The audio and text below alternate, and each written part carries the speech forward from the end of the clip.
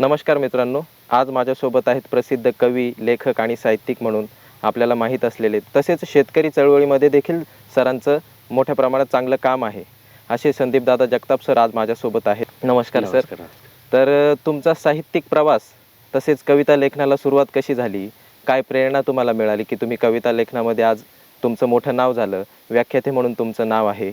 तर हा प्रवास आज आपल्याला या ठिकाणी जाणून घ्यायचा आहे. तसेच शेतकरी चळवळ यामध्ये देखील तुम्ही स्वाभिमानी शेतकरी संघटनेचे प्रदेशाध्यक्ष म्हणून काम पाहिलं, तर तेव्हाचे अनुभव या सर्व विषयांवरती आपल्याला चर्चा करायची आहे या मुलाखतीच्या माध्यमातून. तर आपलं स्वागत आहे. तर आपला कवितेचा प्रवास सुरुवातीला कुठून सुरुवात झाली त्याची?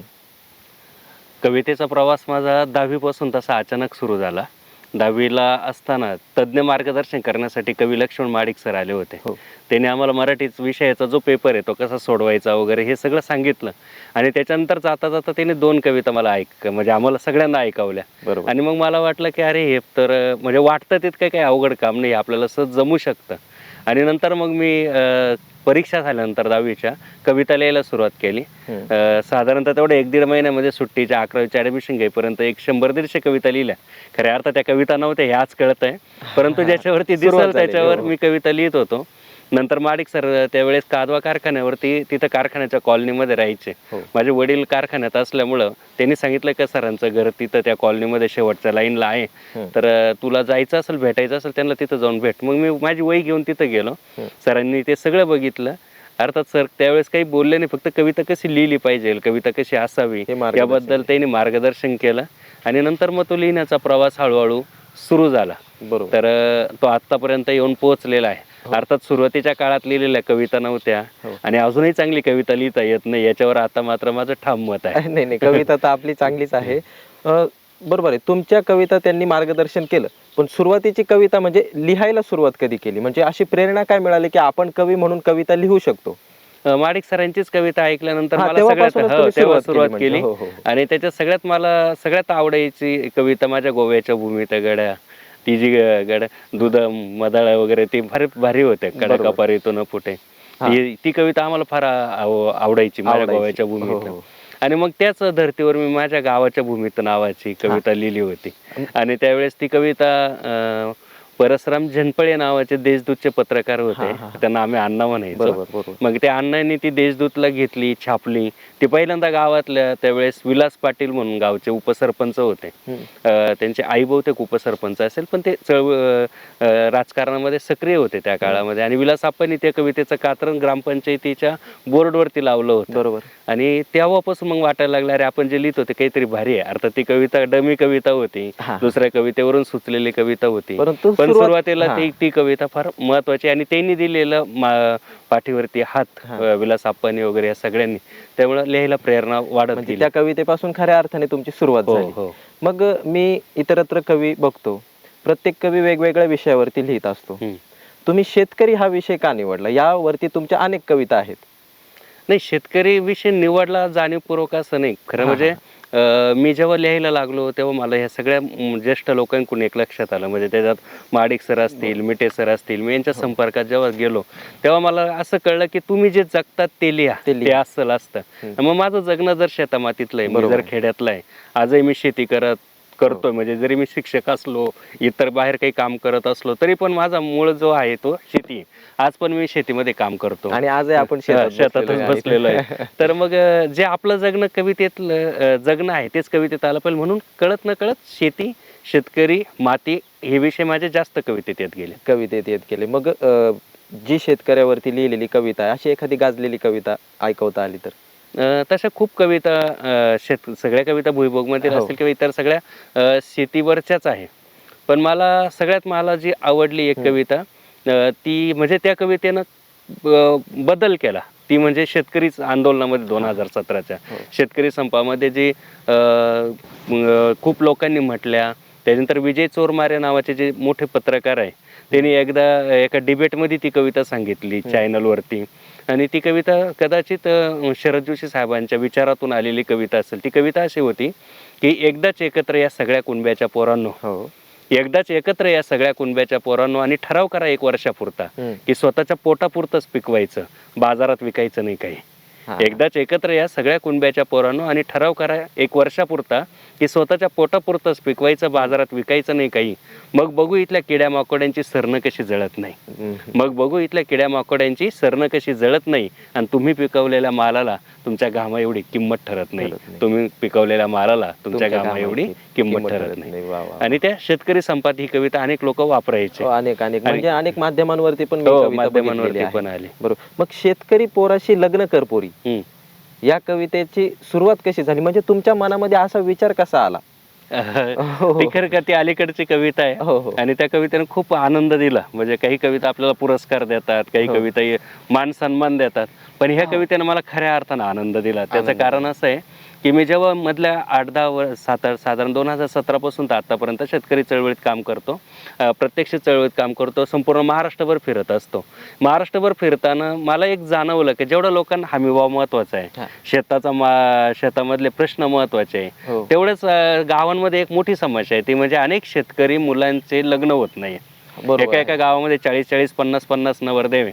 आणि चेष्टामस्करीत मला कुठे गेलं की राजू शेट्टी साहेब असायचे, आम्ही असायचो, तर लोक म्हणायचे साहेब तुम्ही हे सगळं करता त्याच्यासाठी भांडता, पण आमच्या पोरांना नवरी मिळाल, मुलगी मिळाल याच्यासाठी पण काहीतरी करा. हो. ते कुठंतरी मागच्या मनामध्ये होतं. आणि मधल्या काळामध्ये मग मला वाटलं की अरे आपण त्या पोरींनाच आव्हान करू. हो. का शेती शेवटी शाश्वत आहे. बरोबर. या शेतीचा शोध स्त्रियांनी लावला. स्त्रियाच शेतीमध्ये जास्त काम करतात. बरोबर. आणि स्त्रियांनी शेतीचा शोध लागल्यावर इंद्रजित भालेराव भारी सांगतात की शेतीचा शोध लागल्यानंतर माणसाला संस्कृती नावाची गोष्ट मिळाली. म्हणजे शेतीचा शोध नव्हता त्याच्या आधी लोक मारून खात होते, शेतीचा शोध लागला लोक पेरून खायला लागले. आणि ही पेरणी करण्याचं काम, बी शोधण्याचं काम, शेती शोधण्याचं काम स्त्रियांनी केलं. आणि या स्त्रिया जर शेतीतून बाहेर पडतील तर काही दिवसांनी शेती उद्ध्वस्त होईल आणि कळत न कळत ही मानवी जात परत उद्ध्वस्त होईल. म्हणून स्त्रियांनी शेतीमध्ये राहिलं पाहिजे, म्हणून मी ते स्त्रियांना, त्या मुलींना, लग्न करणाऱ्या मुलींना ते आव्हान केलं. मग या कवितेबद्दलचे काय अनुभव, म्हणजे कविता जेव्हा आली, तुम्ही या सोशल मीडियाच्या माध्यमांवरतून टाकली, टीव्ही चॅनल वरती देखील कविता आल्या, मग याचे नंतर अनुभव तुम्हाला कसे ऐकायला मिळाले? खूप चांगले अनुभव असे की बऱ्याच मुलींनी मला फोन करून सांगितलं की दादा मी तुझी कविता ऐकून आता तो निर्णय घेतलाय. पहिल्यांदा जुन्नर मधल्या एका मुलींचा फोन आला, त्याच्यानंतर आपल्या सायखेड्याच्या जवळच्या एका गावातून त्या मुलीनं तर व्हिडिओच करून टाकला, ते सगळं. पण याच्यात अजून एक वेगळा अनुभव असं सांगतो की मला मुंबईमधून एका वरिष्ठ अधिकाऱ्याचा फोन आला. ते कदाचित डेप्युटी कलेक्टर लेवलचे अधिकारी रिटायर झालेले. त्यांनी मला सांगितलं की सर तुमची कविता ऐकली आणि तुम्ही म्हणताय की शेती शाश्वत आहे, तेच सत्य आहे. त्यांनी सांगितलं की सर मी 30 वर्ष 35 वर्ष नोकरी केली, आज मी सगळे फ्लॅट वगैरे सगळं घेऊन ठेवलं, पण माझा मुलगा माझा एवढा हुशार नाही निघाला किंवा त्याला नोकरी नाही मिळाली, आज तो तिथं टॅक्सी चालवण्याचं काम करतो. म्हणजे त्यांनी हे सांगितलं, त्याचं वाक्य फार चांगलं होतं अधिकाऱ्यांचं. ते साहेब मला असं म्हटलं की सर नोकरी ही 30-35 वर्षाची सोय आहे, पण शेती पिढ्यानपिढ्यांची. माझ्या वाट्याला नोकरी आली पण मी नोकरी मुलाला नाही देऊ शकलो. नाही, बरोबर. पण माझ्याकडे जर शेती असती तर मी शेती मुलाला देऊ शकलो असतो. हा जो अनुभव आहे तो फार मला चांगला वाटला त्याच्यामध्ये. जेव्हा आपण नोकरी करतो तर आपल्याला रिटायरमेंट आहे, पण ही माती कधी रिटायर माती कधीच रिटायर होत नाही. बरोबर आहे. मग आपल्या कवितेने समाजामध्ये परिवर्तन होत आहे, बदल घडतो आहे, हे पाहून एक कवी म्हणून तुम्हाला काय वाटतं? नाही, मला तर वाटतं खऱ्या अर्थानं साहित्याचा हेतूच तो आहे. बरोबर. की जर तुमची कविता, तुमचं साहित्य एखाद्याचं आयुष्य बदलू शकलं नाही आणि तुम्हाला घरभरून पुरस्कार मिळाले तर ते सगळे वाया गेलेले. बरोबर आहे. माझ्या मताने एकही पुरस्कार न मिळू द्या, पण एखाद्याचं आयुष्य बदलल, एखाद्याचा विचार बदलल, ही ताकद तुमच्या साहित्यामध्ये असली पाहिजे. जी ज्ञानोबा तुकोबांपासून गाडगे बाबा, तुकडोजी बाबापर्यंत होती, आणि ती परंपरा थोड्याशा का होईना पावलानं चालवण्याची जबाबदारी आमच्या विचारवंतांवर, साहित्यिकांवर आहे. आणि त्याचं भान आपल्याला असायला पाहिजे. त्यामुळे ह्या कवितेने मला खऱ्या अर्थानं आनंद दिला, कारण तो साहित्याचा हेतू सफल झाला असं मला वाटतं. बरोबर. आता तुम्ही पुरस्कारांबद्दल बोलले, त्या पुरस्कारांबद्दलचं आपल्याला माहितीच आहे, परंतु राजकारण आपल्याला माहितीच आहे, परंतु मला तुमच्याकडे तुमची एक कविता ऐकून आनंद वाटला की माझ्या कवितेला पुरस्कार नका, पण माझ्या पिकाला भाव द्या. हे तुमच्या कवितेतील एक लाईन आहे. तर ती कविता ऐकवता का? हा, ती कविता अशी आहे का मी लिहिलेल्या पुस्तकाला एखादा नवा राज्य पुरस्कार मिळावा. मी लिहिलेल्या पुस्तकाला एखादा नवा राज्य पुरस्कार मिळावा यापेक्षा वावरातल्या पिकाला चांगला भाव मिळावा. मी लिहिलेल्या पुस्तकाला एखादा नवा राज्य पुरस्कार मिळावा यापेक्षा वावरातल्या पिकाला चांगला भाव मिळावा. मला संमेलनात बोलवावं, पेपरात माझा फोटो यावा, टीव्हीवर मी दिसावा. या सगळ्यांपेक्षा पीक भर फुलाऱ्यात आल्यावर विहिरीनं पाण्यासाठी तळ गाठू नये. या सगळ्यांपेक्षा पीक भर फुलाऱ्यात आल्यावर विहिरीनं पाण्यासाठी तळ गाठू नये, बापाच्या डोळ्यातलं हिरवं स्वप्न दुष्काळानं फाटू नये, हीच धास्ती जास्त असते काळजात. काल बापा आधीच पोरीनं आत्महत्या केली. एक घटना घडली होती का एका मुलीनं आत्महत्या केली, बापाला आत्महत्या करावी लागू नये म्हणून. म्हणजे बाप कर्जबाजारी होईल आपल्या लग्नासाठी, शिक्षणासाठी, मग बापावर ही वेळ येऊ नये म्हणून मुलीनं आत्महत्या केली, अशी एक घटना घडली. त्यावेळेस मला त्या ओळी सुचल्या की काल बापा आधीच पोरीनं आत्महत्या केली, तेव्हापासून माझी कविता आतून बाहेरून हादरली. कारण नुसतं आभाळच फाटलं असं नाही, तर मातेसारखी माती सुद्धा आमच्यावरती रुसली आहे. मातेसारखी माती सुद्धा आमच्यावरती रुसली आहे. या देशातली अख्खी व्यवस्थाच चिखलात जाऊन बसली आहे. त्यांनी गावं बुडून धरणं बांधली, पाणी फायलींमध्ये गडप. त्यांनी गावं बुडून धरणं बांधली, पाणी फायलींमध्ये गडप. यांनी समृद्धीसाठी रस्ते केले, त्यावर गिधडांची झडप. कर्जमुक्तीचं हिरवं कणीस दाणे कुठं आहे, आजचे दिनचे नुसतेच ढोल गाणे कुठं आहे. मी लाभार्थी, माझं सरकार माझ्यावरती गोळ्या झाडतं. आश्वासनांचा रोज मुसळधार पाऊस रान पाण्यासाठी जळतं. बरोबर. पुढलं ओळी फार बाहेर एक आहे. आत्ता पण 30-32 हजार कोटीचं पॅकेज शासनानं जाहीर केलं, पण प्रत्यक्ष शेतकऱ्याच्या हातामध्ये 50 रुपये, 100 रुपये, 250 रुपये येतात. म्हणून मी लिहिलं होतं की जाहिरातीतल्या पोरींसारख्या योजना दिसतात देखण्या, जाहिरातीतल्या पोरींसारख्या योजना असतात देखण्या. मान अंधनाच्या तुकड्यांसाठी सत्ताधाऱ्यांच्या दारात लाळ घोटतात लेखण्या. मान अंधनाच्या तुकड्यांसाठी सत्ताधाऱ्यांच्या दारात लाळ घोटतात लेखण्या. TRPचा खिसा भरून बातम्या आत्महत्येचा टाहो फोडतात. TRPचा खिसा भरून बातम्या आत्महत्येचा टाहो फोडतात. टाळ्या मिळतील अशाच साऱ्या संघटना भाषणं जोडतात. आमच्यासारख्या टाळ्या मिळतील अशाच साऱ्या संघटना भाषणं जोडतात. जो तो उठतो आमच्या टाळूवरचं लोणी खातो, जो तो उठतो आमच्या टाळूवरचं लोणी खातो. शेतकरी मात्र वावरामध्ये वावरासारखाच भेगाळत राहतो. शेतकरी मात्र वावरामध्ये वावरासारखाच भेगाळत राहतो. म्हणून गल्लीपासून दिल्लीपर्यंत आता खोल नांगरट घ्यावी लागेल. म्हणून गल्लीपासून दिल्लीपर्यंत आता खोल नांगरट घ्यावी लागेल. तेव्हाच तुमच्या माझ्या आयुष्यातलं तण जाईल, तेव्हाच तुमच्या माझ्या आयुष्यातलं तण जाईल. आणि या नांगरटीला मी तुमच्या पुढे आणि माझी कविता माझ्या पुढे राहील, माझी कविता माझ्या पुढे राहील. खऱ्या अर्थाने परिवर्तन करणारी कविता तुम्ही लिहितात. म्हणूनच मला ते वाक्य, त्या कवितेच्या ओळी आवडल्या की माझ्या कवितेला, पुस्तकाला पुरस्कार नको, माझ्या शेतीमालाला भाव द्या. मग खऱ्या अर्थाने हे परिवर्तन आहे. ते प्रत्येक कवीने असा विचार करून जर कविता लिहिली तर नक्कीच परिवर्तन घडेल. बरोबर. तर मग शेतकऱ्याच्या समस्या जेव्हा तुम्ही लोकांपुढे मांडतात तेव्हा तुमच्या बोलण्यामध्ये तो जो धारदारपणा येतो तो कसा येतो? तो खरं म्हणजे वाचनातून आला. सगळ्यात महत्त्वाचं, मी 8वी पासून पुस्तकं खूप वाचली. त्याच्यानंतर मला जो BA ला MA ला जो अभ्यासक्रम होता तो ग्रामीण आणि दलित साहित्याचा होता. आणि मला दलित साहित्य फार आवडायचं. कारण दलित साहित्यातली जी भाषा आहे ती विद्रोहाची भाषा, लढण्याची भाषा. आणि मला असं वाटायला लागलं की दलित साहित्यामधला जो विद्रोह आहे, दलित साहित्यामधला जो जोरकसपणा आहे तो ग्रामीण साहित्यात आला पाहिजे. म्हणजे पाटाचं जुळजुळ पाणी म्हणून काही उपयोग नाही. म्हणजे रात्रीच्या 12-15 डिग्रीला जेव्हा आमचा शेतकरी बाऱ्या देतो तेव्हा ते पाणी जुळजुळ वगैरे काहीच वाटत नाही. ते बाहेरून रंगवलेलं चित्र आहे, पण शेतकऱ्याचं खरं चित्र वेगळं आहे. आणि मग तो विद्रोह माझ्या कवितेमध्ये यायला लागला. आणि पुढं मग मी चळवळीत आलो. राजू शेट्टी साहेबांसारख्या एका चांगल्या शेतकरी नेत्याच्या सहवासात आलो. आणि मग त्यांची जी मांडणी ती मी शिकत गेलो. त्याच्यानंतर त्या काळामध्ये अनेक चळवळीतले सहकारी बघितले, त्यांचा अभ्यास बघितला. आणि कळत न कळत हे सगळं ऐकत वाचत राहिलो. त्याच्यामुळं, आणि मी स्वतः शेतीत असल्यामुळं, मी शिक्षक असल्यामुळं, माझं वाचन चांगलं असल्यामुळं, आणि मी कधी मुद्दे सोडून बोललो नाही. मी कधी राजकारणामध्ये किंवा चळवळीत काम करताना कधी खालच्या दर्जाला जाऊन कधी कोणावर टीका टिप्पणी केली नाही. मी विचारांवर टीका टिप्पणी बोलत राहिलो. त्याच्यामुळं माध्यमांमध्ये बोलताना तो जोरकसपणा आला, कवितेत आला. मी जेव्हा एखाद्या ठिकाणी भाषण करतो एखाद्या आंदोलनामध्ये, त्यावेळेस लोक मी बोलतोय म्हटल्यावर पत्रकारांचे कॅमेरे सुद्धा लगेच ऑन व्हायचे की संदीप सर बोलताय, या माणसाचं एक बोलण्याची एक वैचारिकता आहे. तो फायदा मला चळवळीनं दिला, वाचनानं दिला, दलित साहित्यानं दिला, आणि या सगळ्या सभोवतालच्या शेतकरी नेत्यांच्या सहवासानं दिला. मग चळवळीत काम करत असताना आता तुम्हाला फायदा तर झालाच, मग असे आव्हानं आले असतील समोर, मग असं एखादं आव्हान काय आलं समोर? की खरं म्हणजे शेतकरी चळवळीमध्ये काम करताना एकच आव्हान नाही, आव्हानं होते. याचं कारण मी एकटा, 3.5 बिघे घरी जमीन, त्याच्यानंतर मी CSB वरती, म्हणजे महिन्याला 8-10 हजार रुपये पगार. बरोबर. आणि अशा काळामध्ये मी पहिल्यांदा जिल्हा अध्यक्ष म्हणून काही दिवस काम केलं, काही दिवस राज्याचा प्रवक्ता म्हणून काम केलं. मी CSB वरच असताना प्रदेशाध्यक्ष झालो. परंतु कुठलीही चळवळ म्हणजे स्वाभिमानीच्याच बाबतीत बोलत नाही, पण जेवढ्या शेतकरी संघटना वगैरे आहे यांच्याकडे स्वतंत्र असं फंडिंग बिंडिंग काही नसतं. म्हणजे तुम्ही प्रदेशाध्यक्ष झाले म्हणजे तुम्हाला गाडी मिळेल, PA मिळेल, ड्रायव्हर मिळेल असं काही नसतं. तुम्हाला तुमचेच घरचे पैसे टाकून ते प्रवास करावा लागतो. समाजकार्य आहे ते. हो.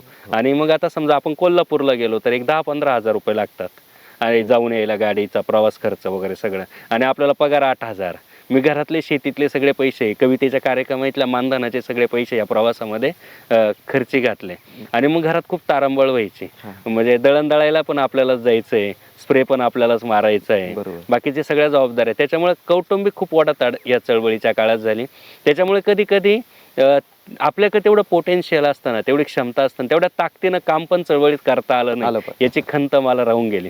म्हणजे लोक जरी आपल्या परिसरातले म्हणत असतील की संदीप सरांनी चांगलं काम केलं, पण मला जाणवत आहे की मी याच्यापेक्षा अधिक काम करू शकलो असतो. पण माझ्याकडे म्हणजे मी बिगर तलवारीचा सेनापती होता.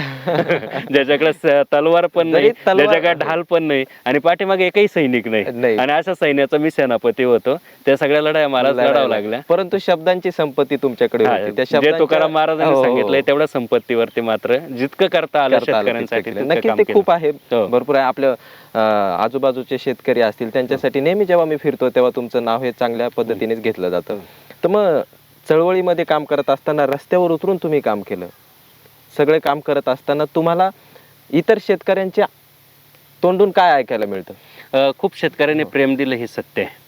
म्हणजे आजही मी कुठल्याही गावात गेलो तर इतक्या आदरानं जेवढं माझ्याकडे बघतात, कदाचित मला नाही वाटत कुठल्या राजकीय नेत्याच्या वाट्याला तो आदर आलेला असेल. फक्त एकच खंत वाटते की शेतकऱ्याने आदर दिला, प्रेम दिला, पण त्या आंदोलनामध्ये, चळवळीमध्ये अपवाद वगळता फारसे सक्रिय झाले नाही.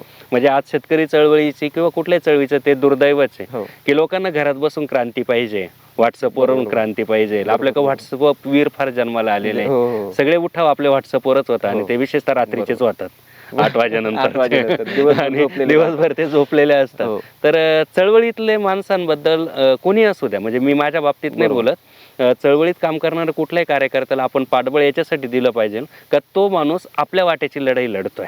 बरोबर. म्हणजे तुम्ही शेतात काम करताय, तुम्ही घरात आहे, तुमच्या शेतातल्या मालाला भाव मिळावा म्हणून कोणत्या रस्त्यावरती लढतोय, त्याला आपण किमान आपण सोबत नाही गेलो तर त्याला प्रत्येक बाजूनं पाठबळ देण्याचं काम आपण जर केलं तर ह्या चळवळी टिकतील. आणि चळवळी टिकतील तोपर्यंत शेतकऱ्यांचं बोलणारा कोणीतरी, नाही तर राजकीय नेत्यांचं खरं नाही. आता जो विरोधात पक्ष आहे तो सत्तेत गेला का तो परत सुस्त होतो, मग हा विरोधात येतो हा परत बोलायला लागतो. यांचं बोलणं फक्त खुर्चीसाठी असतं. पण चळवळीतला कार्यकर्ता हा आत्मीयतेनं बोलत असतो. त्याच्या पाठीमागे साहित्यिकांनी, समाजाने उभं राहिलं पाहिजे असं मला वाटतं. अनेक साहित्यिक म्हणतात की साहित्यिकाने राजकारणामध्ये पडू नये, परंतु साहित्यिकाने जर राजकारणामध्ये पडले तर त्याचे प्रश्न अधिक ठामपणे आपल्याला मांडता येतात, त्याच्या कवितेतून म्हणा, त्याच्या लिखाणातून म्हणा. नाही, राजकारणात पडण्याला माझा पण साहित्यिकांचा विरोध आहे. याचं कारण तुम्ही पक्षीय राजकारणात जेव्हा जाता तेव्हा तुम्हाला खूप बंधनं येतात, तुम्हाला तुमच्याच नेत्याच्या आरत्या गावा लागतात. पण मी गेलो तर मी राजकारणात नव्हतो, मी चळवळीत. चळवळीत तुम्हाला स्वातंत्र्य आहे, चळवळीत तुम्हाला बोलण्याचं असतं. तुम्ही सत्ताधाऱ्यांवर पण टीका करू शकता, तुम्ही विरोधकांवर करू शकता. इव्हन आपला नेता चुकत असेल तर आपल्या नेत्याबद्दल बोलण्याचं सुद्धा चळवळीमध्ये स्वातंत्र्य आहे, जे पक्षीय राजकारणामध्ये आपल्याला दिसत नाही. म्हणून बरेच विचारवंत हे पक्षांमध्ये जाऊन ते त्यांच्या नेत्यांच्याच आरत्या गाताना जेव्हा दिसतात तेव्हा मला असं वाटतं की चांगल्या विचारवंतांनी, लेखकांनी, कवींनी राजकारणात जाऊ नये. आणि किमान जायचं असेल तर त्या नेत्याशी बॉन्डिंग करून घ्यावं का मी माझ्या विचाराशी तडजोड करणार. मला वाटत नाही मग त्याला 2 दिवस पक्षात ठेवतील असं. मग आता शेतकऱ्यांपुढे पडलेले फार मोठे प्रश्न आहेत. एखादा प्रश्न असा असेल जो तातडीने सोडवण्याची आवश्यकता आहे, तर एका चळवळीतला कार्यकर्ता म्हणून तुम्ही असा प्रश्न कोणता जो तातडीने सोडवला गेला पाहिजे? आता सध्याच्या स्थितीमध्ये जर आपण पाहिलं तर मराठवाडा, विदर्भ, पश्चिम महाराष्ट्रातल्या काही जिल्हे किंवा मध्य महाराष्ट्रातले काही जिल्हे हे पुरानं प्रचंड नुकसानग्रस्त झाले. मी स्वतः बीडमध्ये जाऊन आलो, जमीनच खचून गेली आहे, जमीन म्हणजे मातीच गेलेली. पूर्वी आपण कविता लिहायचो की एक हंगाम गेला तर जाऊ द्या, माती शिल्लक आहे, आपण पुन्हा पेरू. पण आता पेरायला मातीच राहिली नाही. म्हणजे इतकी उगवल वाईट कसं? परिस्थिती जर शेतकऱ्यांची झालेली, म्हणजे आता खोटा आशावाद दाखवणं, त्यांचा आत्मविश्वास वाढवायचा तरी कोणत्या ताकदीवर? तर हा प्रश्न मोठा आहे. मला असं वाटतं की आत्ताच्या सद्यस्थितीमध्ये ते शक्तीपीठ महामार्ग बरोबर. होतोय काहीतरी 80-85 हजार कोटीचा. असे मोठे खर्च करण्यापेक्षा, अनावश्यक खर्च करण्यापेक्षा जो शेतकरी आज पूर्ण संकटात आहे त्याला उभं केलं पाहिजे. कारण ह्या शेतकऱ्यांनीच हा महाराष्ट्र आणि हा देश कोरोनात वाचवले, लक्षात घ्या. आणि याच्यापूर्वी पण अर्थव्यवस्था जर कोणी उभी केली तर ती आपली शेतकऱ्यांनी केली. महाराष्ट्राचा आत्माच शेतकरी आहे. त्यामुळे बरोबर. शासनानं मला वाटतं की पूरग्रस्तांकडे अतिशय आत्मीयतेने, म्हणजे फोटो सेशन न करता आम्ही एवढं पॅकेज दिलं असं न म्हणता, ॲक्च्युअल 1 एकर जमिनीला खरंच किती खर्च येतो जर तिथली माती वाहिली असेल हा. तर ती भरण्यासाठी आपण भरीव मदत करणं गरजेचे आहे असं मला वाटतं. तर या परिस्थितीवरती म्हणजे आजचा शेतकरी कर्जबाजारी सुद्धा झालेला आहे. तर याच्यावरती मला तुमची एक कविता आठवते, नाव शेतकरी आणि गाव कर्जबाजारी. हा. ती कविता खरी माझी पाठ नाही, सगळ्याच कविता पाठ नसतं कारण मी खूप लिहिले, पण ते आमचं नाव शेतकरी, गाव कर्जबाजारी, तालुका आत्महत्या, अशा याची कविता होती ती. कविता आहे. खरं तेच आहे. म्हणजे आज शेतकऱ्यांचं फक्त नावाला तो शेतकरी आणि सगळं कर्ज घेऊन आलेला आहे आणि त्याला शेवटचा पर्याय आत्महत्या आहे. खरं आत्महत्या करू नये या मताचा मी आहे. आत्महत्येच्या वाटेनं कुठलाच शेतकरी गेला नाही पाहिजे, त्याच्यासाठीच चळवळी आणि साहित्यिक काम करताय. परंतु आम्ही अजून तेवढे यशस्वी झालो नाही चळवळीतले कार्यकर्ते म्हणून आणि शेतकऱ्यांचे लेखक म्हणून, की आम्हाला अजून शेतकऱ्यांच्या आत्महत्या नाही थांबवता आलं. हे आमच्या चळवळीचं आणि आमच्या लेखनाचं अपयश असं आम्ही आधी मानतो, नंतर शासनाचं मानू. म्हणजे पहिली जबाबदारी आम्ही आमची घेतो की आमच्या कविता आणि आमच्या आंदोलनं या दोन्ही गोष्टी शेतकऱ्यांच्या आत्महत्या थांबू शकल्या नाही, हे आमचं अपयश आहे आणि ते अपयश कधीतरी म्हणजे संपायला पाहिजे. माझं असं म्हणणं आहे की ह्या महाराष्ट्रामधल्या शेतकरी संघटनांचं काम संपायला पाहिजे. बरोबर आहे, त्यांचे काम संपलं तर मग ज्या दिवशी त्यांचं काम संपलं तो दिवस शेतकऱ्यांचा आहे. पण ते कामच संपत नाही. रोज नवे प्रश्न, रोज नवे काय, आणि रोज सरकारचे संघर्ष, चळवळीपर्यंत शेतकऱ्याचा प्रश्नच नाही आला पाहिजे. इतके सहृदयाचे राज्यकर्ते असायला पाहिजे असं मला वाटतं. बरोबर. आणि त्याच्यात जेव्हा संदीप जगताप बोलतात तेव्हा त्या कवितेच्या माध्यमातून जो धारदारपणा त्यांच्या शब्दांमध्ये असतो तो नक्कीच एखाद्या राजकीय नेत्याला म्हणजे त्याचे काही गोष्टी उघड्या पाडणारा असतो. मग अशा राजकीय नेत्यांकडून किंवा सत्ताधारी पक्षांकडून तुम्हाला दबावाचं असं जाणवलं का, हे दबाव टाकतायत तुमच्यावरती? दबाव तसा माझ्यावर प्रत्यक्ष कोणी टाकण्याचं काम केलं नाही. याचं कारण असं होतं, माझं कवितेत चांगलं नाव झाल्यानंतरच मी चळवळीत गेलो होतो. आणि दुसरं मी असा फाटका माणूस आहे. माझ्या ना कारखाने, ना काही पतसंस्था आहे, ना मी कुठल्या संस्थेचा चेअरमन आहे, मी गावाचा साधा ग्रामपंचायतीचा सदस्य नाही. त्यामुळे माझं यांच्याकडे काहीच अडकून पडलेलं नाही व्यक्तिगत. दुसरा प्रश्न माझा नोकरीचा होता. तर नोकरीमध्ये मी अशा संस्थेत काम करतो की ती संस्था बहुजन हित आहे, बहुजन सुख आहे, हे ब्रीद घेऊन काम करते. त्याच्यामुळे मी ज्या शेतकरी चळवळीत काम करतो ते शेतकरीच त्या संस्थेचे सगळे सभासद आहे. मला कधी कुठल्या संचालकांनी पण त्या पद्धतीने कधी दबाव आणला नाही. उलट मला त्या संस्थेत काम करताना जमल तिथं प्रेरणा माझ्या सहकाऱ्यांनी दिल्या. राजकीय पक्षांनी मात्र तसा कुठला दबाव आणण्याचं काम माझ्यावर केलं नाही. थोड्याफार प्रमाणात झालं काही, पण मग ते मी माझ्या पद्धतीने झिटकारलं. त्यांच्या लक्षात आलं हे काही दबावाला बळी पडणार कॅरेक्टर नाहीये. त्यामुळे नंतर त्यांनी ती हिंमत केलं नाही, दुर्लक्षित केलं मला, दुर्लक्षित केलं. पण दबाव आणण्याचं काम करून त्याने स्वतःच आगीत हात घालायचं काम केलं. बरोबर आहे. मग या सर्व गोष्टी घडत असताना तुमचा एक कविता संग्रह देखील आला. मग कविता संग्रह आधी आला का? कविता संग्रह आधी आला 2009च्या दरम्यान आला. मग मी त्या कविता संग्रहामध्ये भुईभोग नाव असलं त्या कविता संग्रहाचं. मग त्या कविता संग्रहाचं नाव भुईभोग द्यावं असं का वाटलं? आणि मग त्या कुठल्याही संग्रहाचं नाव त्याच्या आतमध्ये असलेल्या मतितार्थ काय आहे हे सांगून जातो. मग भुईभोगच नाव का द्यावं वाटलं? आता या संग्रहाच्या नावाची खरी कथा सांगायला काही हरकत नाही. भुईभोग हे नाव माझं नाहीच आहे मुळात. म्हणजे जेव्हा कविता संग्रह करायचं, म्हणजे मी कविता संग्रह करायलाच तयार नव्हतो. कारण मी सगळ्या मोठ्या साहित्यिकांमध्ये वावरत होतो आणि मला असं नेहमी माझ्यावर होतं की चांगली कविता येईपर्यंत आपण थांबलं पाहिजे. परंतु नंतर नोकरीसाठी काहीतरी हातात असावं म्हणून संग्रह करायचा ठरला. आणि मग थोडं विठ्ठल वाघ सरांकडे पण तो विषय काढला, त्यांनी पण होकार दिला. त्यावेळेस मला प्रकाशक आणि हे सगळं मिळून देण्याचे काम विजय कॉर्मिटे सरांनी केलं. म्हणजे सरांनी मला सांगितलं की तुझं नाव आहे, तुझा काळ आहे, या काळामध्ये तू संग्रह केला पाहिजे. माझ्या मनामध्ये साशंकताच होते की आपण का संग्रह करायचा, आपल्या कविता तेवढ्या चांगल्या आहे का? कारण मला कविता कळायला लागली होती. ज्याला कविता कळायला लागते त्याला स्वतःची कविता कळते की ही चांगली आहे की नाही. हो, त्याला परिमाण इतरांची घ्यायची गरज नाही. मग मी सरांना सांगत होतो, सर अजून तेवढ्या पक्क्या कविता नाही, पण ते म्हणे करायला पाहिजे. मग ती दोन्ही गरज होती.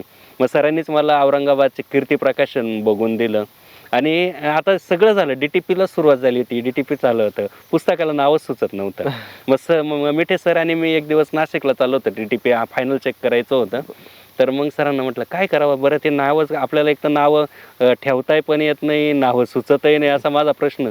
मग सर मला म्हटले, अरे तुझ्या कविता वाचल्यानंतर मी माझ्या एका कथासंग्रहासाठी नाव ठेवलेलं होतं, पण ते नाव आता तुझ्या कविता संग्रहाला असावं असं मला वाटतं, तुला आवडलं तर बघ. मग सरांनी मला नाव सांगितलं ते भुईभोग. हा, आणि ते मला खूप आवडलं. म्हटलं सर आता ते नाव मला द्या, आणि मग तो कविता संग्रह भुईभोग नावानं आला. म्हणजे हे नाव पूर्णपणे विजयकुमार मिठे सरांनी सुचवलेलं नाव आहे, याच्यात माझा काही त्याच्यात वाटा नाही. परंतु ते तुमच्या कवितामध्ये असलेल्या तुमच्या जगण्याला, तुमच्या जगण्यातली जी कविता तुम्ही मांडली त्याला पूरक ठरलं. हो, सरांनी त्या कविता म्हणून कदाचित सरांनी ते सुचवलं असेल की या संग्रहाला हे नाव सुचतं. बरोबर. आणि मग नंतर मी सावळेंची ती कविता लिहिली पण त्याच्यामध्ये भुईभोग नावाची. हा, बरोबर. मग भुईभोग नावाचा कविता संग्रह जेव्हा प्रकाशित झाला, अनेक कविता त्याच्यातून लोकांनी वाचल्या असतील, मग लोकांच्या प्रतिक्रिया काय आल्या?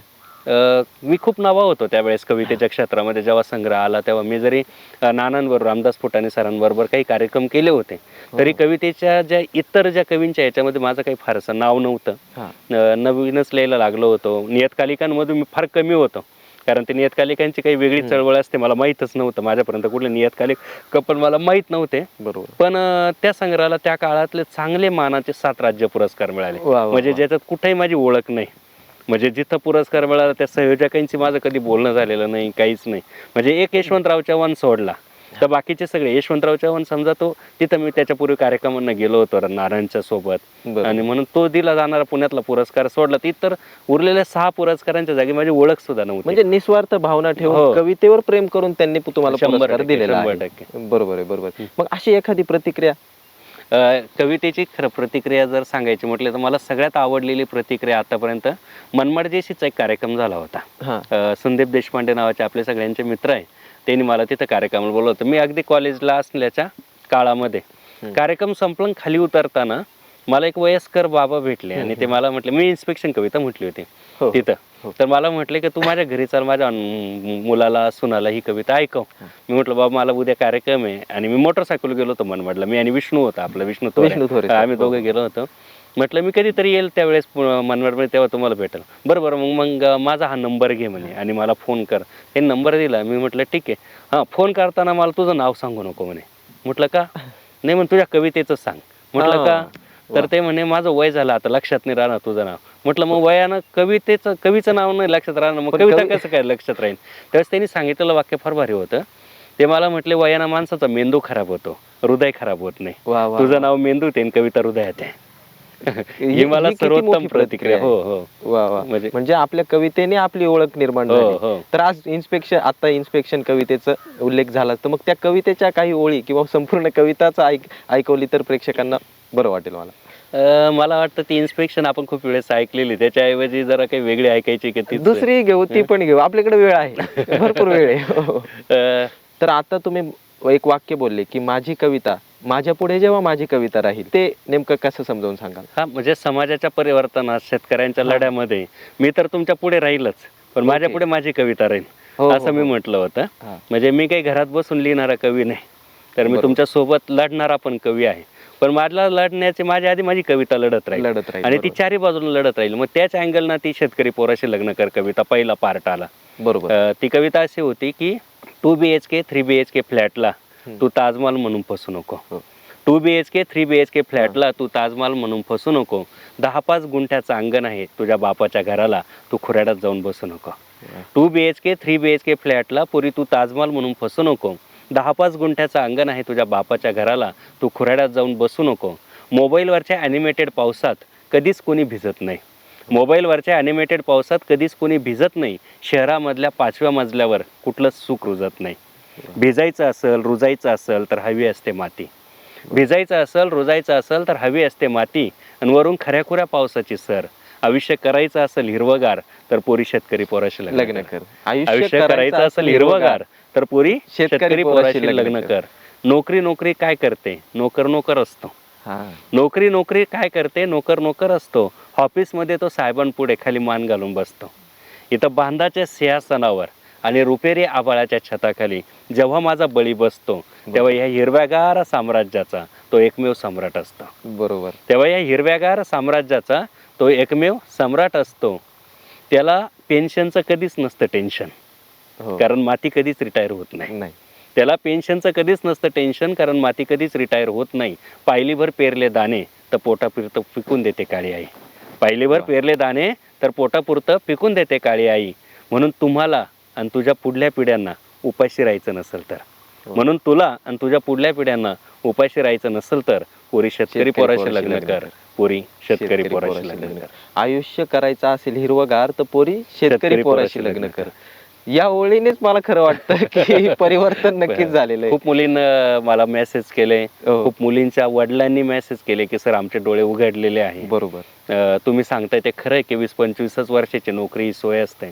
माझं म्हणणं आहे, नोकर होण्यापेक्षा मालक व्हा. मालक व्हा. शेतीला जोडधंदा असला पाहिजे असं माझं मताचं आहे. बरोबर. उद्योग व्यवसाय करा आणि उद्योग व्यवसाय करणाऱ्यांनाच मुली द्या असं माझं मत आहे.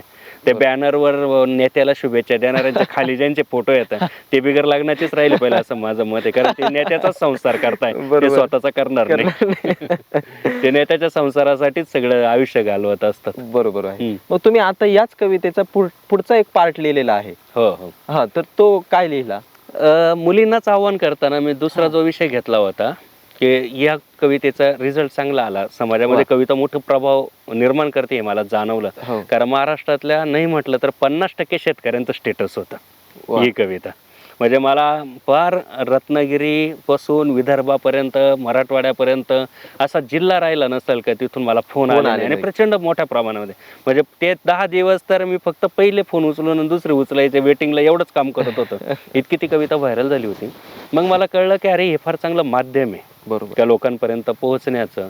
मग जर शेतकऱ्यांचा आत्महत्येचा प्रश्न आला, जो मी चळवळीत बघत आहे किंवा फिरतो आहे, त्यात मला जाणवलं की 30% तरी आत्महत्या आहे ह्या मुलीच्या लग्नासाठी काढलेल्या कर्जामुळे होतात.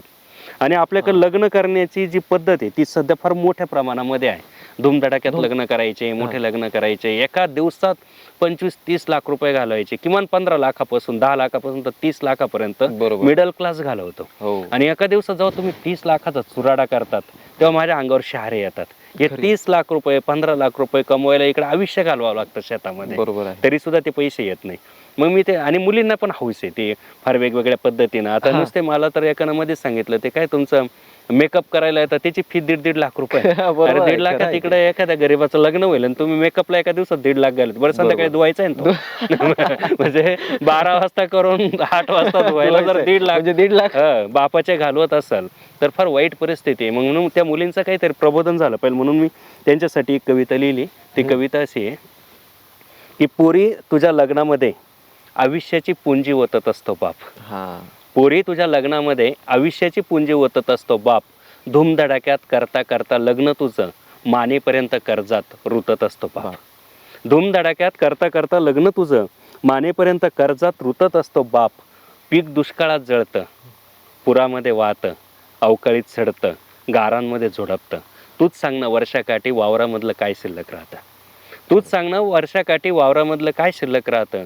तुझ्या लग्नात खर्च केलेला 1 रुपया कर्जाचा असतो. तुझ्या लग्नात खर्च केलेला 1 रुपया कर्जाचा असतो. तो फेडता नाही आला तर कित्येक बापांच्या गळ्यात आत्महत्येचा फास दिसतो. तो फेडता नाही आला तर कित्येक बापांच्या गळ्यात आत्महत्यांचा फास दिसतो. पोरींनो आता काळ तुमचा, दिवस तुमच्या पायाशी लोळण घेत आहे. पोरींनो आता काळ तुमचा, दिवस तुमच्या पायाशी लोळण घेत आहे, कारण नवरेच भेटत नाही. बरोबर. पोरींनो आता काळ तुमचा, दिवस तुमच्या पायाशी लोळण घेत आहे. तुम्ही म्हणाल तसे लग्न होतील, तुम्ही म्हणाल तसे लग्न होतील. 100 लोकात, अंगणात, मंदिरात, वावरात लग्न करायची आट घाला तरी शेकडो नवरदेवांच्या रांगा लागतील. बरोबर. प्रत्येक पोरीनं समजून सांगा समाजाला की बँकेट हॉलमधील साखरपुडा, महागडे कपडे, लक्झरी फर्निचर, लाखोचं प्री वेडिंग शूटिंग, डीजेवरची मेहंदी, हजारो लोकातली हळद आणि रक्त शोषून उधळपट्टी करणारं लग्न, या सगळ्यांना फाटा देऊन साधं लग्न करण्याचा माझा पण नवा आहे. प्रत्येक पोरीनं समजून सांगा समाजाला की या सगळ्यांना फाटा देऊन साधं लग्न करण्याचा माझा पण नवा आहे. कारण एकच, मला माझा बाप जिवंत जिवंत हवा हवा आहे. आहे. कारण मग एकच, मला माझा बाप जिवंत हवा जिवंत आहे. हवा आहे. वा वा वा, फार सुंदर कविता आहे. म्हणजे आधी शेतकरी पोराशी लग्न कर हो. आणि नंतर लग्न कर तर ते ह्या पद्धतीने साध्या कर की आपला पद्धतीने. बाप. आणि मी तर खरंच आवाहन करेल सगळ्या मुलींना तुमच्या खरं आहे. माध्यमातून, की पोरींनो, एका दिवसामध्ये तुम्ही बापाचे 15-20 लाख रुपये घालवत असाल तर बापाला मरणाच्या दाराकडे तुम्ही ढकलताय, लक्षात घ्या. खरी गोष्ट. तुम्हाला तुमचा संसार हिरवा होत असताना तुम्ही बापाच्या आयुष्यातली सगळं हिरवेपणा काढून घेत असाल आणि त्याच्या आयुष्यामध्ये फक्त पाचोळा देत असाल, तर याचा विचार करण्याची गरज आहे. गरज आहे. खरंच खूप मोठ्या प्रमाणात याची विचार करण्याची हो. गरज आहे. चिंचखेड सारख्या खेड्यातून आज मंत्रालयापर्यंतचा कवितेचा प्रवास, त्या प्रवासाबद्दल काय सांगाल? म्हणजे सामान्य जनतेपासून ते मंत्रालयातल्या अधिकाऱ्यांपर्यंत कविता जाऊन पोहोचवली. म्हणजे जे रस्त्यावर उतरून प्रश्न मांडले तेच प्रश्न आज मंत्रालयातल्या अधिकाऱ्यांपर्यंत तुम्ही पोहोचवले. तिथला अनुभव कसा होता? खरं म्हणजे मीच मला चिमटा घेऊन पाहतो की हे शक्य आहे का. कारण जेव्हा मी पहिल्यांदा आमचं वडिलांनी, म्हणजे मी 9वी-10वीला असताना पहिल्यांदा 1 बिघाभर द्राक्षाची बाग लावली. तेव्हा द्राक्षाची बाग लावताना ट्रॅक्टर वळायला सुद्धा जागा सोडली नाही, कारण आपण आयुष्यात ट्रॅक्टर घेऊ शकतो याच्यावर आमचा विश्वासच नव्हता. अशा परिस्थितीतून आपण आलो. आजही तुम्ही बघता हे सगळं असं आहे. पण कवितेने हे भरभरून दिलं की कवितेनं खूप मोठ्या लोकांपर्यंत जाता आलं, त्या लोकांच्या सोबत राहता आलं. तो प्रवास खरा म्हणजे आपल्या सगळ्यांचे आशीर्वाद, सगळ्यात लहान मोठ्या लोकांचे आशीर्वाद आहे. आणि सगळ्यात महत्त्वाचं, माझं जे गाव आहे ना, ते 2 मोठ्या संतांची भूमी आहे. एक संत लालबाबा आणि दुसरे म्हणजे माझ्यावर ज्यांच्या विचारांचा मोठा प्रभाव आहे ते म्हणजे तुकडोजी बाबांचा, ग्रामगीतेचा जो मोठा प्रभाव आहे, त्या तुकडोजी बाबांसोबत ज्यांनी काम केलं ते पुरुषोत्तम बाबा माझ्या गावातले राहिलेले. आणि त्या संतांचे आशीर्वाद हेच मला खरं म्हणजे इथपर्यंत पोहोचवणारे. आईवडिलांचे कष्ट आपल्या सगळ्यांचे हे तर आहेच, पण ते संतांच्या कुठेतरी पाठीशी थाप आहे, विचारांवर थाप आहे. त्याच्यामुळेच हा प्रवास करता आला. मंत्रालयामध्ये मी जेव्हा गेलो ना, तेव्हा खरंच अलौकिक होतं. कारण इतर वेळेस मंत्रालयात जायचं म्हटलं तर पास काढा, वेटिंग करा, त्या दिवशी घ्यायला स्पेशल त्याला ते एस्कॉर्ट का वगैरे काहीतरी म्हणतात, अशा सगळ्या गाड्या सोबत होत्या. काही मंत्र्यांच्या दालनापडून मी जेव्हा चाललो होतो तिथे उभे असणारे लोक पटकन माझ्याकडे येत होते, फोटो काढत होते. आणि ते लोक म्हणत होते, सर तुमची ही कविता ऐकली, ती कविता आम्ही बघितली, आम्हाला शिल्पगड. अनेक मंत्र्यांचे PA होते त्याच्यामध्ये. म्हणजे मला फार विशेष वाटत होतं. मी म्हटलं तुम्हाला कसं काय माहिती? तिथं तेव्हा एक 8 दिवस आधी त्या मंत्रालयात पोस्टर लागलेले होते आणि मग लोकांनी पाहिलं होतं पोस्टरवरचा कवी ना आपण बघितलेला कविता, तर तोच कवी आपल्याकडे येतोय. लोक वाट बघत होते आणि खूप छान मला तो अनुभव होता. दुसरी गोष्ट, मंत्रालयातल्या सगळ्या वरिष्ठ अधिकाऱ्यांपुढे मी माझ्या प्रखरपणे भूमिका मांडली. ही शेतकऱ्यांची होती, कष्टकऱ्यांची होती. आणि मी म्हणतो होतो की तुम्ही घेतलेल्या निर्णयावर आमचा महाराष्ट्र कसा चालला ठरतो. पण त्यांनी खूप छानपणे ऐकलं आणि 2.5 तास ऐकलं. विशेष म्हणजे गांभीर्यानं 2.5 तास ऐकलं. म्हणजे त्याच्या टाळ्या शिट्ट्या हा भाग फार कमी होता, पण गांभीर्यानं ऐकणं. आणि 2.5 तास लोक म्हणतात आमच्या जाऊ द्या, ट्रेन जाऊ द्या, आमच्या लोकल जाऊ द्या, कुठली लोकल सापडेल, पण तुम्ही बोलत राहा.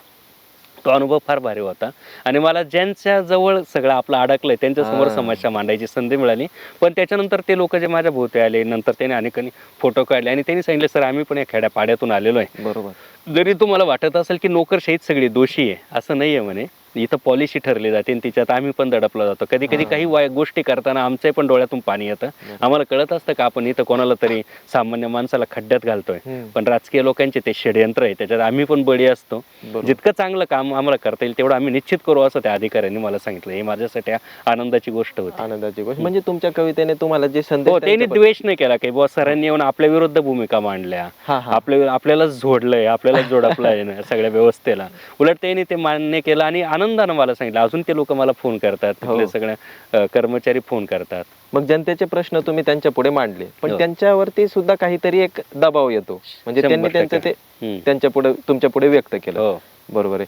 मग तुम्हाला हे करत असताना तुमच्या सुरुवातीच्या काळामध्ये, आता तुम्ही प्राध्यापक आहात, मग मला एक किस्सा आठवला जो तुम्ही पोस्टच्या माध्यमातून शेअर केला होता. म्हणजे आज तुमचं नाव झालं, तुम्हाला वेगवेगळ्या ठिकाणावरून तुमच्या मित्रपरिवाराच्या म्हणा किंवा वेगवेगळ्या जिल्ह्यातून प्रतिक्रिया येतात. या प्रतिक्रिया येत असताना तुमचा एक जुना मित्र आहे सुनील नावाचा. म्हणजे BEdच्या काळामध्ये जेव्हा पुण्यामध्ये राहायचं वेळ आली तेव्हा तो सुनील नावाचा मित्र तुमचा झाला आणि त्याच्यासोबत तुम्ही तिथे राहिलात. मग या मित्राबद्दल काय सांगाल? कारण तुम्ही त्याच्याबद्दल एक पूर्ण पोस्ट लिहिलेली होती. ती मी वाचली. हो. योगायोग बघा, रात्रीच सुनीलचा मला फोन आला होता आणि आपला स्वप्नील चौधरी, चला दंगल समजून घेऊया, त्याची जी कविता प्रचंड गाजली. हो. मग स्वप्नील आणि सुनील बरोबर होता हो. आणि मग त्यांनी मला रात्री फोन पण केला होता. प्रश्न असा होता, माझा जेव्हा बीएडला नंबर लागला पुण्याला, त्यावेळेस मला पुण्याचा माझा खर्च रामदास नानांनी, विठ्ठल वाघ सरांनी, होमू शिंदे सरांनी, प्रशांत मोरे सरांनी सांगितलं होतं की आम्ही तुला मदत करून तू पुण्यामध्ये ये. मग आता पुण्यात जायचं तर माझं कोणीच ओळखीचं नव्हतं पुण्यामध्ये. मग मोरे सरांनी सांगितलं की सुनील नावाचा आपला खूप चांगला मित्र आहे, तू त्याच्याकडे जा. प्रशांत मोरे सरांनी सांगितलं आणि मग सुनीलचा नंबर दिला आणि मग सुनीलची माझी तिथं पहिली एकदा विद्यापीठाच्या कार्यक्रमात एक भेट झालेलीच होती आधी. मग सुनील बिचारा त्यावेळेस एका जिमवरती काम करायचा आणि एका खोलीमध्ये ते 4-5 मित्र राहायचे. म्हणजे खूप मराठवाड्यातून आलेला, अतिशय गरीब परिस्थितीतला, काहीच नाही. तोच मुळात काम करून शिकत होता. त्या काळात सुनीलनं मला साधारणतः 1 महिनाभर माझं हॉस्टेलला कन्फर्म होण्यापर्यंत, माझ्या ॲडमिशनचं पर्यंत सुनीलनं मला सांभाळलं. म्हणजे तो जिमवर कामाला जायचा, माझ्यासाठी स्वयंपाक करायचा, मला हे सगळं करायचं. आणि त्यांनी जर हात त्यावेळेस दिला नसता मदतीचा तर मी पुण्यात राहू शकलो नसतो, कारण माझ्या राहण्यासाठी पैसेच नव्हते. ते सुनीलनं मला ते महिनाभर सांभाळलेलं आहे. खूप जीवाभावाचा मित्र आहे. आज पण प्रत्येक पोस्ट माझी इतक्या अभिमानानं सांगत असतो की संदीप मित्र आहे. खरं म्हणजे मला त्याचा अभिमान आहे का असा मित्र माझा आहे तो. तुमचा आहे, बरोबर. मग मित्रांच्या प्रतिक्रिया येत असतात, मग घरच्यांचं काय मत आहे? तुम्ही हे लिहायला लागले, आज मोठं नाव व्हायला लागलं, चळवळीमध्ये प्रदेशाध्यक्ष म्हणून भूमिका पार पाडली, ते घरच्यांशिवाय ही गोष्ट शक्य होत नाही. वयाच्या 70व्या वर्षी सुद्धा वडील आज सकाळपासून संध्याकाळपर्यंत काम करतात, त्याच्यामुळेच मी थोडंसं फिरू शकतो. म्हणजे त्यांचा आधार आहे. ते शेती बऱ्याच वेळेस सांभाळतात, मी असलो नसलो घर उभं राहत नाही, ते चाक चालू राहतं, त्याच्यामुळे ते चालतं. त्यामुळे घरच्यांचा पाठिंबा महत्वाचाच पार्ट आहे. बरोबर. या सर्व कवितामधून शेतकऱ्याची व्यथा मांडली, वास्तव मांडलं, प्रत्यक्षामध्ये जगणं आहे शेतीमध्ये, हे सर्व करत असताना एक प्रेम कविता सुद्धा लिहिता तुम्ही. तर प्रेम कविते निवडुंग तुमची मी ऐकली होती, तर ही कविता या कधी लिहिलेली? कॉलेजच्याच काळामध्ये ती कविता लिहिली, पण त्याच्यात पण शेतकरी आहे. म्हणजे प्रेम सुद्धा हे शेतकऱ्याला सोडून केलेलं नाही. आणि माझं मत असं आहे की जे लोक प्रेम करू शकतात चांगलं, तेच लोक क्रांती करू शकतात. जे लोक प्रेम करू शकतात तेच लोक क्रांती करू शकतात.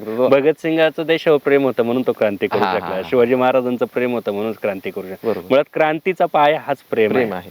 तुम्ही किती स्वच्छ नित्तळ प्रेम दुसऱ्यावरती करतात, आत्मीयतेनं केलेलं प्रेम, हे महत्वाचं आहे.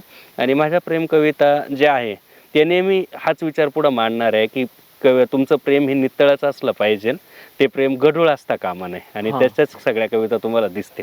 मग ती निवडुंग नावाची जी कविता आहे ती एकदा ऐकवता का? खरं म्हणजे अलीकडच्या काळामध्ये प्रेम कविता फार कमी ऐकवतो. त्या काही तरुण मित्रांची इच्छा असते म्हणून इंस्टाग्रामवर वगैरे त्या कविता टाकतो, पण मी कार्यक्रमात कधी कुठे त्या कविता म्हणत नाही. प्रकाश वळकर सरांची एक कविता आहे की तुझं आबाळ मला दे, माझं आबाळ तुला. ते एकदा आमच्याकडे कॉलेजला आले होते आणि ती कविता म्हटली होती आणि त्या एका मुलीनं लिहून दिली ती वहीच्या शेवटच्या पानावर मला. अरे मग त्या कवितेला तिचा ज्या अर्थ होता, तिला जे मला सांगायचं होतं, त्या सांगण्याला मी दिलेलं उत्तर म्हणजे निवडुंग आहे. कारण माझी परिस्थिती अशी होती, मी त्यावेळेस पेस्टिसाईडच्या दुकानावर काम करायचो. दीपक आयरे म्हणून आमच्या गावामध्ये, ते आता सकाळचं काम करता, पत्रकार आहेत ना पिंपळा बसवंतला, त्यांचं पूर्वी पेस्टिसाईडचं पावडर दुकान होतं आणि मी त्या दुकानावर काम करायचो आणि इकडे शेती करायचो. घरची परिस्थिती अशी. मग अशा काळामध्ये आपण हे प्रेमात वगैरे पडून कोणाला सुखी ठेवू शकत नाही, हा माझा जो विचार होता, तो विचार मांडणारी ती कविता होती. ती कविता अशी होती, तुझ्या स्वप्नांचा आभाळ मला देऊच नकोस ते, तुझं आभाळ घेऊन मी तरी काय करू, माझंच पोट मला जड झालंय, सांग ना तुझं पोट कुठून भरू. तो चंद्र, तो सूर्य, ती लुकलुकणारे तारे, यांचं कधीच भ्रमण नसतं माझ्या जीवनाच्या आभाळात. माझं जीवन म्हणजे नुसतंच अंधाराला वाहिलेलं, सरणावर लाकडं कमी पडलेत म्हणून थोडंसं जळायचं राहिलेलं आहे. रात्रीच पावसाची पहिली सर कोसळली, आईनं सारवलेल्या भुईचे पोपडे निघालेत, कारव्यांच्या कुडांवरची माती सुद्धा ओली होऊन सकाळपर्यंत गळून जाईल, भर पावसात माझं घरटं पावसानं जळून जाईल. तू म्हणशील हा अजूनही थोडा वेडा, थोडा खुळा आहे, पावसानं कुठं घर जळतात का? पण जळतात झोपड्या हे तुला पटणार नाही. मी किती ओरडलो बेंबीच्या देठापासून तरी हा आवाज तुला आतला वाटणार नाही. म्हणून तू समज कर अथवा गैरसमज कर, पण तुझ्या स्वप्नांचा आभाळ मला देऊच नकोच ते पेलावणारच नाही. त्यापेक्षा ते एखाद्या उंच झाडावरती टांग, कारण माझ्या आयुष्यात सगळ्याच रक्ताळलेल्या वाटा आणि पावला पावला स्मशानाकडे जाणारे फाटे आहे. कारण माझ्या आयुष्यात सगळ्याच रक्ताळलेल्या वाटा आणि पावला पावला स्मशानाकडे जाणारे फाटे आहे. कशाला माझ्या मागे लागतेस पोरी, या निवडुंगाला पेऱ्या पेऱ्यावरती काटे काटे आहे, आहे. या निवडुंगाला पेऱ्या पेऱ्यावरती काटे आहे. बरोबर आहे. मग ही कविता तिच्यापर्यंत पोहोचली होती काही प्रश्नांची उत्तरं नाही दिली पाहिजे. कारण मुलाखत वहिनी पण पाहणार आहेत. मग प्रेम कवितानंतर शेतकऱ्याचे राज्य काय येत नाही ही कविता पण मला आठवते. ही कविता लिहिण्यामागचं हेतू काय होता? हा, शेतकऱ्यांचं राज्य काय येत नाही याच्या पाठीमागे काही कारण आहे असं मला जे चळवळीमध्ये फिरल्यानंतर जाणवलं. हो. ती एक वेगळी कविता खरंच मी तुम्हाला ऐकवणं फार गरजेचे, ती शेतकऱ्यापर्यंत पण पोहोचले पाहिजे. का शेतकऱ्यांचं का राज्य येत नाही त्याची एक वेगळी कविता लिहिली, पण त्याच्या कारणांची एक कविता लिहिली. हो हो. का आज जशी जाती व्यवस्था आहे समाजात आहे, धर्मव्यवस्था आहे, तशी शेतकऱ्यांमध्ये एक नवी जात आणि धर्म आला, ते म्हणजे पिकानुसार जात धर्म. म्हणजे कांद्याचा शेतकरी वेगळा, टोमॅटोचा वेगळा, द्राक्षाचा वेगळा, ऊसाचा वेगळा. ऊसाचे लढत असतं तेव्हा कांदेवाले म्हणतात आमचा प्रश्न नाही. कांद्याचा भाव पडतो तेव्हा टोमॅटोवाले ऊसावाले म्हणते त्यांचा पडला, आपला काय संबंध आहे. बरोबर. आम्ही मात्र सगळ्यांचेच असतो चळवळीतले. पण पण शेतकरी मात्र एकमेकाला मदत करत नाही. ते जेव्हा प्रत्येक पिकासाठी सगळे एकत्रपणे उभे राहतील तेव्हा शेतकऱ्यांचा दबाव गट निर्माण होईल आणि शासन झुकल असं मला वाटतं. बरोबर. त्याविषयीची एक कविता फार वेगळ्या अर्थानं मी लिहिली, ती खऱ्या अर्थानं आपल्या सगळ्यांपर्यंत पोहोचली पाहिजे असं मला वाटतं. कविता अशी आहे, कांद्याचं निघत होतं सालपट तेव्हा द्राक्ष हसत होती. कांद्याचं निघत होतं सालपट तेव्हा द्राक्ष हसत होती. केळी जोडली पावसानं तेव्हा संत्री बारमध्ये बसत होती. केळी जोडली पावसानं तेव्हा संत्री बारमध्ये बसत होती. मका, सोयाबीन, कपासी या टाकून दिलेल्या पोरींसारख्या. मका, सोयाबीन, कपासी या टाकून दिलेल्या पोरींसारख्या माय बापाच्या घरात राहून सुद्धा भावाच्या प्रेमाला पारख्या. माय बापाच्या घरात राहून सुद्धा भावाच्या प्रेमाला पारख्या. ऊस गोड तसा आडदांड वेळ आले की खमक्या होतो. Sugar lobby. ऊस गोड तसा आडदांड वेळ आले की खमक्या होतो. गोडवाच काढून घेऊ तुमचा, नादी लागेल तर धमक्या देतो. मेथी, कोथिंबीर, काकडी, दोडकी नावाला भाजीपाला. मेथी, कोथिंबीर, काकडी, दोडकी नावाला भाजीपाला, पण बाजारात पालापाचोळा. पण बाजारात पालापाचोळा. वांग्याचं नेहमीच होतं भरीत, तांबाट्यांचा रस्त्यावर चिखलगोळा. 100 रुपये कॅरेट विकताय. वांग्याचं नेहमीच होतं भरीत, तांबाट्यांचा रस्त्यावर चिखलगोळा. धान्य भरडलं जातंय जात्यात. धान्य भरडलं जातंय जात्यात, पण कोणालाच राग येत नाही. धान्य भरडलं जातंय जात्यात, पण कोणालाच राग येत नाही. सडून करपून नाहीतर फास लावून मरताय सगळे. सडून करपून नाहीतर फास लावून मरताय सगळे, पण लढण्यासाठी जाग येत नाही. पण लढण्यासाठी जाग येत नाही. फार सुंदर कविता आहेत. या इतक्या सुंदर कविता तुम्ही लिहिल्या, समाजाचं वास्तव मांडणाऱ्या लिहिल्या, शेतकऱ्याचं वास्तव मांडणाऱ्या कविता तुम्ही लिहिल्या. मग या कवितांचा समावेश अभ्यासक्रमात झाला का? तसा अभ्यासक्रमामध्ये नाही झाला, पण एका स्वायत्त कॉलेजला पुस्तक लागलं संभाजीनगर म्हणजे औरंगाबाद विद्यापीठात डॉक्टर बाबासाहेब आंबेडकर विद्यापीठामध्ये भुईभोग लागला. परंतु इतर अभ्यासक्रमांमध्ये नाही लागला. का लागलं नाही काय कदाचित माझ्यात काही उणेवा असतील म्हणून लागलं नसतील. बरोबर आहे. आणि मी त्याच्यासाठी काही कधी प्रयत्न पण केला नाही. माझं म्हणणं आहे ठीक आहे अभ्यासक्रमामध्ये कविता येतील, पण ज्यांच्यापर्यंत कविता पोहोचायला पाहिजे त्या शेतकऱ्यांपर्यंत मात्र माझी कविता. जेव्हा मी ती कविता ऐकली, तुम्ही त्या कवितेतून मांडलं की माझ्या कवितेला पुस्तकाला पुरस्कार नको, पण माझ्या शेतीतल्या मालाला भाव द्या. मग तुम्ही प्रयत्न करणारच नाही. जे येतंय ते आत्मीयतेने आलं पाहिजे. वाचकांची प्रतिक्रिया आत्मीयतेने येते. तसं जे कोणी असतील त्यांनी त्यांच्या पद्धतीने ते करावं, म्हणून तुम्ही काही त्यांच्यापर्यंत जात नाही. मी ते काही विशेष असे त्याच्यासाठी काही सिस्टीम असतात, लोक सांगतात, कधी पडलो नाही. बरोबर. जे काय असेल ते ज्या पद्धतीने कविताच त्याच्या पद्धतीने काम करून घेईल. बरोबर. मग कवितेचा कार्यक्रम करत असताना महाराष्ट्रभर फिरत आहेत. मग विष्णू थोरे सरांचं मगाशी नाव निघालं, तर तुम्ही दोघांनी मिळून एक कार्यक्रम केला होता, गाव विलेज झालंय. त्या कार्यक्रम घेत असताना सुद्धा तुम्ही महाराष्ट्रभर फिरला. मग तो अनुभव कसा होता? चांगला होता. म्हणजे पुण्यामध्ये अगदी विद्यापीठात आम्हाला बोलवलं होतं. खूप दिवस आम्ही चांगल्या पद्धतीने कार्यक्रम केला. अनेक मान्यवर कवींच्या पेक्षा चांगला कार्यक्रम तो चालला होता. त्याचं टायटल पण कॅची होतं, गाव विलेज झालंय. आणि सगळ्यात महत्वाचं म्हणजे त्याची कुठलीच थीम नव्हती. आम्ही बसलो का जे सुचल ते बोलायचं. हा, उत्स्फूर्तपणे. असं कधी ठरवून कधी 1-5 मिनिट सुद्धा आम्ही कधी चर्चा केली नव्हती. काहीच नव्हतं. आणि कवी पण बदलत असायचे. म्हणजे विष्णू मी सतत सोबत असायचो, पण मग त्या परिसरातले कवी घ्यायचो. ते कुठली कविता म्हणणार हे पण आम्ही कधी विचारलं नाही. त्याला वाटेल ते, कारण विष्णू पण चांगला निवेदक आहे आणि थोडे माझ्याकडे पण अनुभव होते. मग आमच्या दोघांचं चांगलं निवेदन, कविता आणि तिथे येणारे चांगले कवी, त्याच्यामुळे तो कार्यक्रम छान चालला होता. म्हणजे छानच झाला तो कार्यक्रम. बरोबर. पण त्याला कुठेतरी पूर्णविराम असावा म्हणून आम्ही थांबलो. म्हणजे मिळतंय म्हणून परत सगळं मुळासकट खाल्लं पाहिजे असं नाही, काही असं काही नाही. प्रयोग बरोबर, तुम्ही करत बाकीच्या राहिलो. चळवळीच्या हो. कामामध्ये असाल, हो. कौटुंबिक असेल, या क्षेत्रामध्ये पण तुम्ही कार्यरत होता. हो. मग प्राध्यापक झाल्यानंतर आता आमच्या वयातली मुलं पण तुमच्या आजूबाजूला फिरत असतात, हो. मग त्यांची आवडती कविता? नाही तसं मला याचा एक खरंच आनंद आहे की माझ्या सगळ्याच कविता लोकांनी डोक्यावर घेतल्या. बरोबर. म्हणजे एखाद्या कवीची एखादीच कविता गाजत हा. असते. माझ्या बाबतीत तसं घडलं नाही. माझ्या बाबतीत सगळ्यात पहिल्यांदा नोटबंदीची कविता प्रचंड गाजली त्या काळामध्ये. काळामध्ये. म्हणजे अगदी अजितदादांचा फोन आला तेव्हा त्यांनी त्यांच्या याच्यावरती ठेवली. खूप महाराष्ट्रभर गेली. इन्स्पेक्शन सारखी कविता प्रचंड तिनं मला डोक्यावर घेतलं. निवडून सारखी कविता पोरांनी फार डोक्यावरती घेतली. शेतकरी पोराशी लग्न कर सारखी सुद्धा कविता आता असतील ट्रेंडिंगला आहे, बरोबर. किंवा आता शेतकऱ्यांच्या इतर ज्या समस्या आहे काही मला ह्या सगळ्याच कविता लोकांनी म्हणजे वेगवेगळ्या व्हरायटीमध्ये प्रेम कविता, आईवडिलांची कविता, शेतकऱ्याची कविता सगळ्याच लोकांनी चांगलं घेतलं. बरोबर. त्यामुळे अशी एकच कविता नाही म्हणता येणार का तीच अनेक कविता आहेत, अनेक कवितांचे चाहते हो आहेत. आहे. मग तुमच्या कविता मी आता ऐकल्या, तुमच्या कवितांमधून पुरोगामी विचार दिसतात. हम्म. मग तुम्ही देवाला मानता का? खरं म्हणजे हा लयच अडचणीचा विषय आहे. हा. पण पुरोगामी विचार मांडताना मी तुकाराम महाराजांचा विचार माझ्या डोळ्यासमोर ठेवला. मी डॉक्टर आ. साळुंखे सर वाचले, हम्म. हे मोठे मोठे विचारवंत वाचले. त्यांचा विचार हा पुरोगामीच विचारांचा होता. हम्म. पण मी जेव्हा संत साहित्याकडे बघतो तर संत साहित्य हे पुरोगामीच विचारांचं परिवर्तनाचंच साहित्य आहे. पण संत साहित्यानं किंवा कुठल्याही संतानं देव नाकारला नाही. हो हो. त्यांनी देव स्वीकारला, पण देव आम्हाला कसा पाहिजे ते सांगितलं. आम्हाला धर्म कसा पाहिजे, मानवता कशी पाहिजे हे सांगितलं. तुम्ही देव नाकारला का लोक तुमचं ऐकत नाही. बरोबर. या विश्वाची निर्मिती करणारा कोणीतरी एक आहे, त्याला महात्मा फुलेंनी निर्मिक असं म्हटलं. म्हणजे महात्मा फुलेंनी पण तो निर्माता नाकारला नाही. त्याला शिर्डीच्या साईबाबांनी सबका मालिक एक असं म्हटलं. बरोबर. ज्याला आपल्या वारकरी संप्रदायानं पांडुरंग असं म्हटलं. मग मला अनेक वेळेस तुमच्यासारखे प्रश्न विचारतात, तुम्ही देव मानतात का? तर माझं उत्तर आहे हो, मी देव मानतो. माझा देवावर विश्वास पण आहे.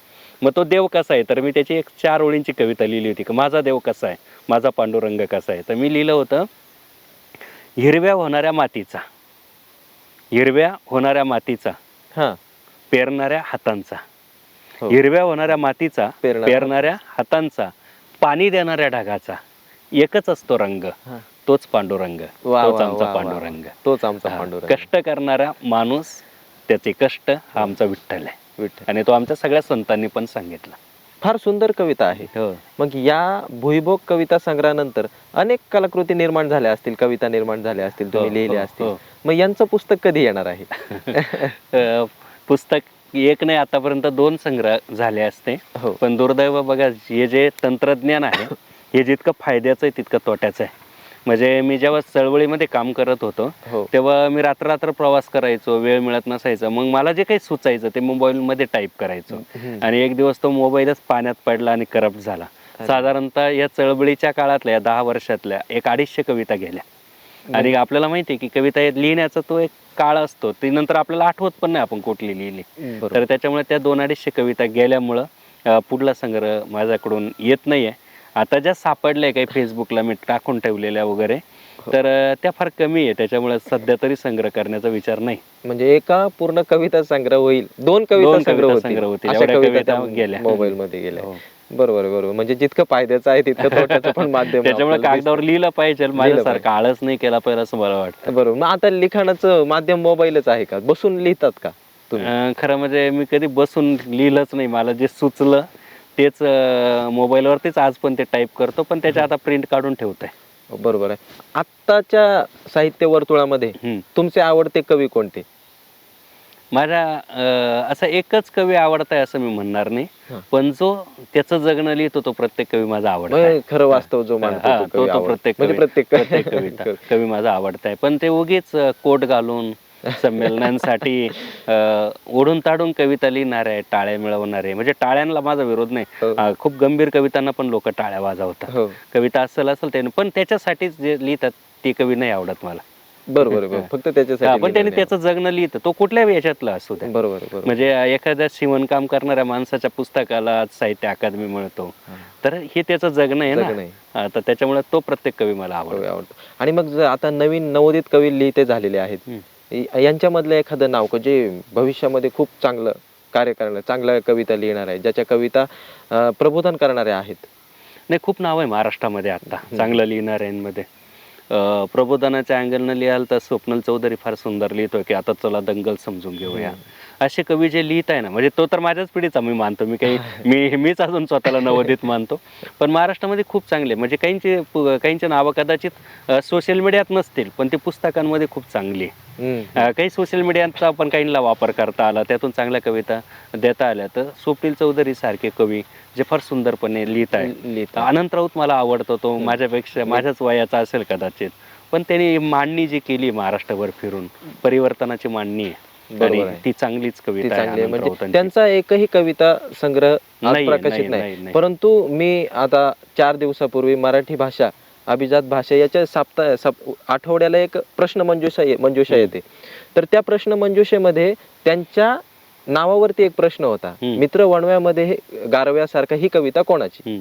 तर मला ही गोष्ट फार महत्वाची वाटते की त्यांची दखल आज 100% घेतली जाते. म्हणजे तो अस्सल लिहितो ना, खरं जे आजचे प्रश्न घेऊन लिहितो.